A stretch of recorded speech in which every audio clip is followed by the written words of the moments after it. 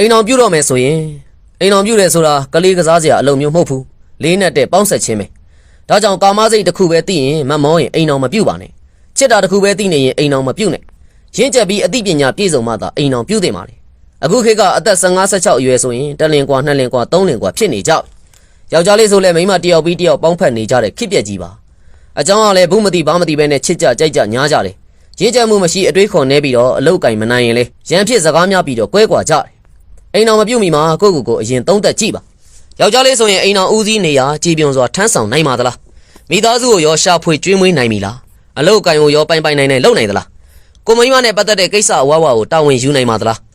လေးလာတင်ယူမှုတွေရောပြည့်စုံပြီလားမိန်းကလေးဆိုရင်တော့အိမ်ရှင်မကောင်းတယောက်ဖြစ်အောင်လုပ်တဲ့ကင်တက်ပါသလားလင်းဝဲတရားကိုရောကြည်ပြုံစွာထမ်းဆောင်နိုင်ပါသလားရှာဖွေသမျှကိုဘလို့စုဆောင်းပြီးဘလို့တိုးတက်အောင်ကြံဆောင်နိုင်ပါသလဲမိခင်နေရရောက်လာရင်ကိုသားသမီးကိုတေချာတွန်းတင်ဆုံးမတတ်ပါသလားအပြူဘဝလိုပေါ့ပြက်နေထိုင်လို့မရတော့တာကြောင့်ရင့်ကျက်တည်ငြိမ်စွာနေထိုင်နိုင်ပါသလား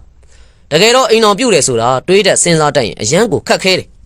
ဖြစ်တယ်လို့ဖြစ်ပါစေညားပြီးရင်သူ့လိုနေသားကျသွားလိမ့်မယ်ဆိုတဲ့စောက်ပိန်းအုံနောက်မျိုးနဲ့တော့မတွေးပါနဲ့အနာဂတ်မှာဇနီးကောင်းလင်ကောင်းဖြစ်အောင်ပဲစူးစမ်းပြီးနေထိုင်နိုင်မှသာအိမ်အောင်ပြုတ်စေခြင်းနဲ့လင်ရမရရဖြစ်လာပြီးဆိုရင်တယောက်ပေါ်တယောက်လဲလိုအပ်ချက်တွေဖြည့်ဆည်းပေးနိုင်ရမယ်အကောင်းအဆိုးကိုလည်းအတူတူမျှဝေခံစားနိုင်ရမယ်